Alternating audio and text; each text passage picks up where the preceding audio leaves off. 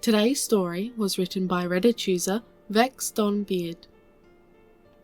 The Axis Confederate Alliance meeting on 1236.59.2678 is now in session. The Olnijik Prime Minister says, "It takes several minutes for the murmuring to die down. The ever-patient Prime Minister takes the time to clean their antenna, a nervous tick that only invites more soft murmurs across the hall. The Prime Minister calls out once more, 'Order, order, order!' by the call of the gathered wheel. The hall falls into silence. We are here today to hear testimony on incident UL 2563 4289 25682 12024 regarding case SS 12659-3-Homo sapien that occurred on the central date of 1236.36.1892. Civil Fleet Chief Captain Tikchik Oknoy Suthlupin. Please advise the gathered on what has happened."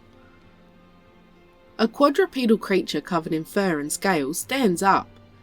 It uses its dorsal and ventral limbs to make a circular salute. It approaches a illuminated circle at the centre of the hall. It steps in and winces as metallic cables lift from the floor to connect to various points along its body. The raspy, multi-layered voice of Captain Lopin echoes throughout the hall as the hologram fills the space. "I was sent to investigate a planet covered mostly in and comprising of dihydrogen monoxide. It had produced carbon-based life forms of untold variety. However, we were there to investigate a species that had broken the quantum barrier, Homo sapien, or, as the natives call it, humans. They were on the cusp of entering the quantum stage. As per tradition and divine right, I was sent to domesticate and civilize these savages, to make sure they integrated into the Alliance per its divine tenets. When my fleet arrived in the orbit of their planet, we noticed a disturbing lack of planetary defences and orbital stations. We only found 3 primitive stations. They could not produce artificial gravity or replicate matter. It had confused our exobiologists and anthropologists.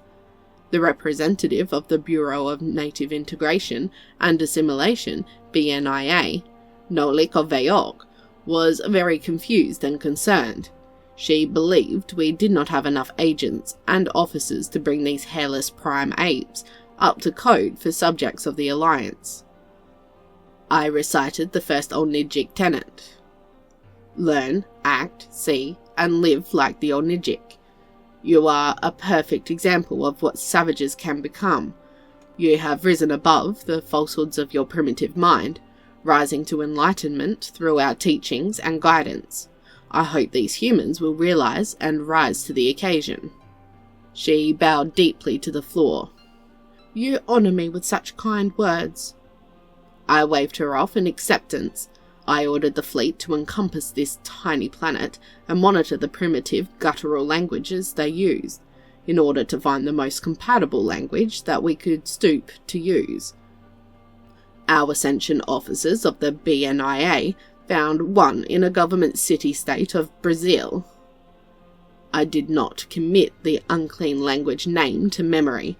It was the closest to our divine tongue, so that our other less evolved species could learn it without undoing BNIA's work.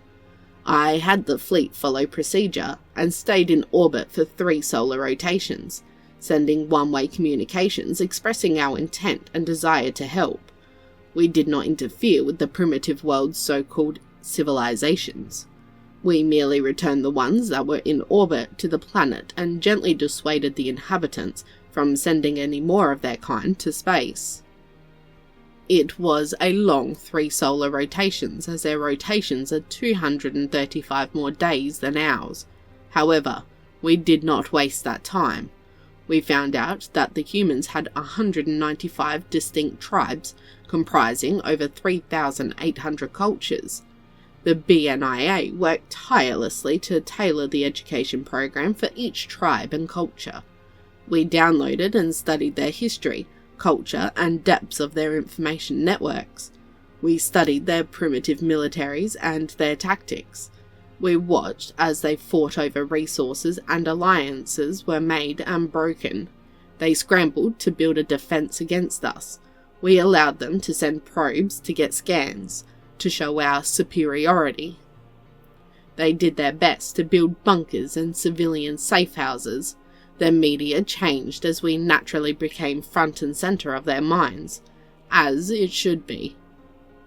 When the time came to civilize this savage species, we thought ourselves prepared.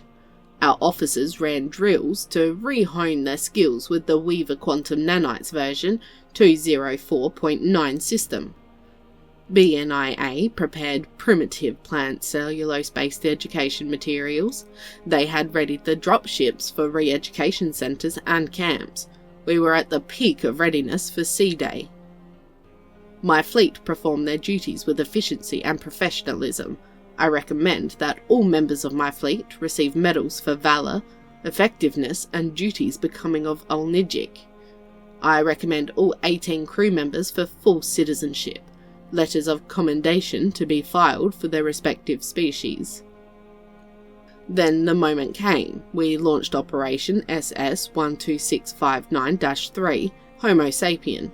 Our ships descended to their assigned landing zones, wading through primitive kinetic, plasma, electromagnetic, and thermal nuclear weapons. We had to deploy radiation scrubbers because those savages did not know the damage they were doing to their home. After we landed and established our cities, we began the education and ascension protocols. We neutralized their warrior classes and tribes within 6 planetary rotations. However, not without heavy losses to our enlightened and mechanized ranks. The savages fought with bravery that would make any Olnigic proud. Their ever-changing tactic and styles of warfare kept us on our toes, but ultimately they could not prevail against the Axis Confederate Alliance military, nor the superiority of the Olnigic way. The hall erupted in cheers. The patriotic spirit fills every being in attendance. The Prime Minister allows everyone their moment of joy. The captain stood there quietly. Members noticed the sombre look on the captain's face. They quieted down. Cheers gave way to small conversations, to murmurs, to silence.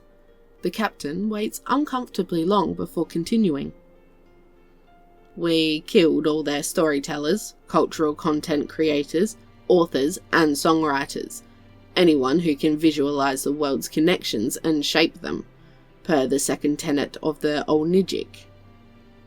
Only the Olnigic are true weavers of the universe. All other only contaminate the weave. This was the first mistake. The second was assuming that the warrior caste was limited to their military. After we established our rule on the planet, we removed all juveniles from their parents and brought them to the education centres as per procedure. Any resistance was deemed as inferior traits and was eliminated from the populace. We began the long-term domestication procedures, as we have done on all enlightened worlds. We assumed it would be easy as humans have done it with lesser fauna before. We assumed they would welcome being domesticated by the Olnigic. This was our third mistake. The Weaver was more in tune with their young. Our tests were not designed to detect such high levels of looming. The adolescents allowed us to bring them in and teach them. They did their best to fit in and serve us. We could not believe their progress within the education system. No doubt thanks to the rigorous education system that the humans had employed throughout their world. We were complacent. Assured of our superiority, the adolescents were prepared to give us anything we wanted, their minds and bodies for us to do with as we wished. But not their spirits. They took abuse after abuse. They fulfilled every request, just like their precious dogs, lulling us into a false sense of security. They even killed their own to win favour. Unknowingly, The humans hacked our databases during these 3 solar rotations and discovered our plans. They had trained their children and adolescents to forgo their own futures and paths to become sleeper agents, spies, and soldiers. These children gave up everything to defeat us. I cannot express the awe I have for their dedication. They spent the first 5 solar rotations being the most obedient savage race we had ever enlightened. They took over positions of other races, becoming assistants, guards, personal companions, concubines, anything we asked of them, never betraying their true intentions. Then it began. It was slow at first. A warehouse of Weaver QN 204.9 disappeared. Then another and another. They masked their absence with hit-and-run tactics and computer warfare. They spaced out and timed it with natural disasters and large storms. It was always portrayed as the planet's Weaver's desire. Their adolescents, now young adults, would reassure our various leaders that it was common to have large storms sweep away coastal cities and villages. This caused us to move our settlements to the interior of the larger land masses, away from the oceans and off the small islands. This played right into the humans' plans. When the 10th solar rotation dawned, the humans were ready. They had reverse-engineered our technology, disseminating it throughout their resistant cells, which included the humans in our settlements. The ones that had served our daily meals, entertained us, took care of our children, and worked in our factories. Our rule ended in a whisper. To be more precise, a text message. Remember the stories and songs of our ancestors. Remember the games, legends, movies, shows, plays, and books of the past. Teach these colonists the meaning of fear. Give no mercy. Today, we are not people. We are not animals. We are not death. We are vengeance. Fear-induced silence gripped everyone.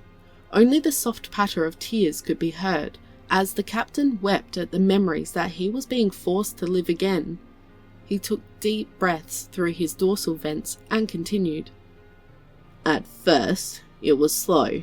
In the area that used to be called Europe, citizens began to disappear at night. Reports of creature of fur and teeth standing over 6 meters tall. The mutilated corpses were found the next day, reformed and strung up on poles and across lights. Soft blue lights would lead citizens to their deaths. Headless riders on equine species would be seen visiting households, leaving carnage in their wake. We sent patrol after patrol, restricted movements of the humans, removed them from all positions of power or close to any Olnigic of power. We instated martial law, executed all criminals. Nothing worked. Then, in former Africa, creatures that seemed to be enormous prime apes of the lesser evolved branch of the hominid line would rampage through our settlements, then retreat and disappear into the dense forests and jungles. Ethereal creatures would possess our citizens, causing them to have seizures so violent that it would break internal and external skeletons. Then we would find others that seemed to have slept well, only to have small bite marks. Their bodies were drained of all liquids. In the colder regions, their dead would not stay dead. We would kill them over and over. We could cut them up and their individual parts would keep moving, seeking to tear us apart and feast on our innards. This continued in every region.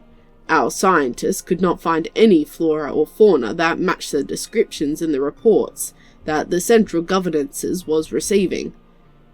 It was an anthropologist from one of the lesser enlightened species that figured it out. All the descriptions were of creatures from the humans' legends. We were fighting the weave of the human race. We sent out warnings to our military units, authorizing Index 3 weapons.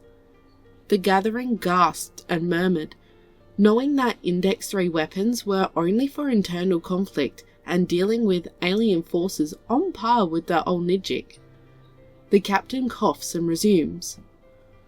We found one of their strongholds in catacombs of the former seat of the Vatican government. We raided it only to find them mass-producing our technology, especially the Weaver QN204.9. In those dark tunnels, our valiant soldiers fought off creatures known as devils and demons, along with winged humanoids known as angels. We performed an orbital bombardment of the surrounding land, sinking the peninsula into the sea. The captain took a long breath. This was the dinner bell, as the humans would say. Every media channel was filled with the media from before our arrival, showing what the humans called anime, movies, TV shows, and video games. Not a planetary rotation later, large mechanized humans emerged from the former country of Japan, along with reptiles, insects, and prime apes. Kaiju, I believe one of the lesser called them, along with humans with tails covered in various coloured energy fields that could lift tanks, shoot plasma, and fly at speeds reserved for space travel. From the Russian region came a myriad of horrific creatures, including humans standing 3 meters tall in mechanical suits with guns that would rip through our armor. They called them Kosmicheski Desantnik. The same came out of each region, male and females of the species growing and becoming these monsters of soldiers. Then there were the flying reptiles that could breathe fire, ice, acid, lightning, and many other elemental forces. They were aided by creatures with multiple eyes that could shoot beams of death. I do not have the time nor the memory to describe the whole of what attacked us that day. To say they killed all of my troops, settlers, servants, and anyone who defended us. That was not the worst of it. Those children and adolescent humans we took in, taught, cared for, and trusted, each took their time ripping their families apart, defining my definition of horror after seeing the aftermath. I lost my entire clan to the 3 I had considered my own family. One who turned into a 3-meter tall emaciated human with a skull for a face and a large ornate headdress of blue and red, feathers and disembodied human limbs worn as decoration. He killed the guards and servants. Layla, a quiet and obedient female who was in charge of my broodings, who had hand-raised them from eggs. She was their second mother. She turned into a blue-skinned human with countless arms and carried severed heads of humans and citizens alike. She ate all the broodings and my various mates. She even killed and ate the ones that she and I sired. Finally, there was Muchen, a studious male that helped me manage my days. I did not know what I would do without him. He did not transform. Instead, his clothing changed into that of his culture's past. He did not move from behind his desk. He just pulled out a scroll from thin air and listed those who died because of my rule over Earth, etching the last moments of each human into my mind. The weight of his presence and his piercing gaze kept me locked in place. My own weave was no match for his. After he was done, he judged me and gave me my punishment, to see the death of each of my citizens in my empire, as he put it. How they died and what they felt, for those memories will never fade, to remain fresh in my mind. The worst part was when he said I would live. I would live a long life, longer than most. He gave me the human will and resolve to survive. The hall remained silent. The Prime Minister banged his fist out of habit, before noticing that not a single member in attendance made a noise. They cleared their throat. I am having a hard time believing you, a species with a greater weave than ours. We who were given the divine right to change the weave in our minds and force the universe to bend to it. We who move the galaxy forward, bringing civilized rule to worlds. We who advance technology, art, and science. We who can tell stories that move mountains. We who sing songs that make the heavens weep. We have lost to a savage species who had not even moved off their homeworld. I am telling you, you have already lost. You ended your reign when you darkened our skies. You weave, we imagine. You change, we create. You bring nature to heal, we force it to change. Our stories inspire, our songs make souls shudder and weep. We can and will make any species soar on the wings of hope. What you gave us is the ability to make our imaginations real, to change the universe to our liking, to change the fundamental rules of reality. For that, we thank you. A blue female human says as she strides out of a portal in space, followed by a skeletal human with a headdress and a human in flowing garments and armour. The captain cowers in the circle. He croaks out, "These are the chosen judges of our species." The gathering erupts in chaos, every creature attempting to escape the hall. Muchen looks at the gathering and gives a firm but soft command. "Sit." Everyone sits where they once stood. More portals open up. Humans of various builds, ethereal beings, and creatures of every colour and form appear. Layla moves to the large towering dais on which the Prime Minister presides. She leaps up to it, in one smooth motion, separating the minister's head from its body, throwing the rest to the floor. She holds it up, all to see. Her voice rings out. "We are humanity's stolen generation. The generation you took, you abused, you attempted to strip down and tame through violence of the body and mind. We will be your judges. The Olnijik will face the judgment of thousands of years and millions of worlds. Our past had humans that acted like you, treated others like you do. Those civilizations are gone. We evolved past it. We will take this gift that you forced on us and make the universe better, starting with the Olnijik and all who supported, aided, or even joined them. You will be wiped from the galaxy. Your history will be preserved as a warning to others. You came to domesticate us. We came to free the universe from you. To all who suffer under the rule of the Olnijik, rise. Raise your limbs and voices. Sing and have hope. We will soon be there. We will liberate you."